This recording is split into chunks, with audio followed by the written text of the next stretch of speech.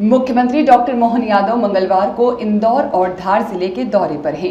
वे दोपहर 12:55 पर भोपाल से रवाना होकर करीब 1:20 पर इंदौर एयरपोर्ट पहुंचे। इस दौरान एयरपोर्ट पर ही मुख्यमंत्री डॉक्टर मोहन यादव ने मीडिया से बातचीत की, जिसमें उन्होंने कांग्रेस पर तीखा प्रहार किया। मुख्यमंत्री डॉक्टर मोहन यादव ने कांग्रेस वर्किंग कमेटी के फैसले पर पलटवार किया और कहा कि कांग्रेसी देर से आए लेकिन दुरुस्त आए। साथ ही मुख्यमंत्री डॉक्टर मोहन यादव ने कहा कि सरदार वल्लभ भाई पटेल ने देश की आज़ादी और सोमनाथ ज्योतिर्लिंग के जीर्णोद्धार में महत्वपूर्ण भूमिका निभाई थी और कांग्रेसियों के पूर्वज सोमनाथ मंदिर के जीर्णोद्धार के समय भी शामिल नहीं हुए थे। आज भी वह राम मंदिर के दर्शन से कतरा रहे हैं। वहीं पश्चिम बंगाल में फैल रही हिंसा पर भी मुख्यमंत्री डॉक्टर मोहन यादव ने बात की। उन्होंने कहा कि जिन्होंने वक्फ के बिल का विरोध किया, उन्हीं के राज्यों में क्यों विरोध हो रहे हैं। कुछ लोगों ने वक्फ पर कब्जा किया था, वह बेनकाब हुआ है। कांग्रेस वोट बैंक के आधार पर विरोध कर रही थी। मैं समझता हूं कांग्रेस और उनके सहयोगी और ममता बनर्जी मुसलमानों से माफी मांगेंगे और गरीब तबके को मिलने वाले अधिकारों के साथ खड़े होंगे। चलिए, देर आए दुरुस्त आए, अब समझ में आ रही है। सरदार वल्लभ भाई पटेल ने तो इस देश की आजादी के साथ हमारे पहले ज्योतिर्लिंग सोमनाथ मंदिर का जीर्णोद्धार करते हुए अतीत में राहुल गांधी जी के पूर्वज नेहरू जी को आमंत्रित किया था, इसका लोकार्पण करो, और उनने उस समय भी नकारा था।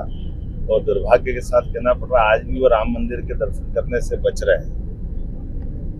वोटों के लिए आप कुछ भी बोलो, लेकिन जनता आपकी तरफ देखती, जनता आपको माफ नहीं करती जब आप वर्ग विशेष के वोट के चक्कर में बहुसंख्यक वर्ग के साथ लगातार अन्याय करते हैं, समाज के अंदर फूट डालने का प्रयास करते। हमारे लिए आज सौभाग्य की बात है, यशस्वी प्रधानमंत्री के नेतृत्व में सबका साथ, सबका विकास, सबका विश्वास, सबका प्रयास, और इसी आधार पर भारतीय जनता पार्टी पूरे देश में और एक प्रदेश सारे सब मिलाकर के 21 प्रदेश में अपनी सरकार अपने सहयोगियों के साथ चला रही है। सर पश्चिम बंगाल चल रहा है, लगातार हिंसा की तस्वीर सामने आ रही है, वक्फ को लेकर देखिए, ये अंदर की पोल खुल गई।